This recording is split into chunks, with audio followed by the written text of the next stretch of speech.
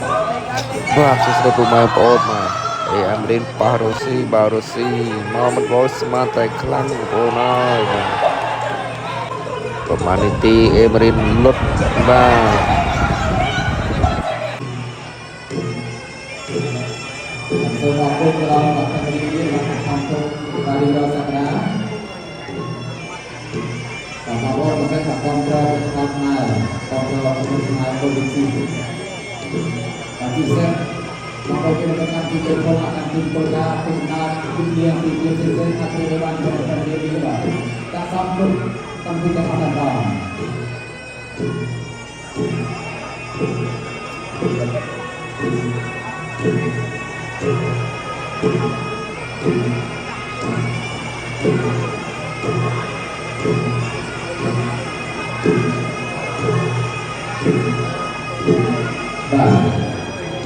ចឹងបាទសម្រាប់បងប្អូនយើងដែលកំពុងស្នាលើប្រសិទ្ធភាព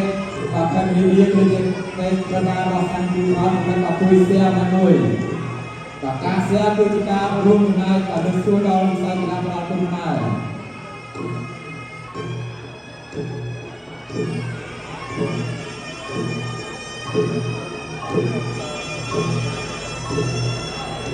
មួយចាំគាត់បាទពូនេះបាទពូកប៉ោប៉ុននេះល្អណាស់បងប្អូន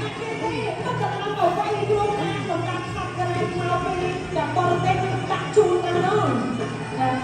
នាទីរបស់បងស្ទាបស្ទោ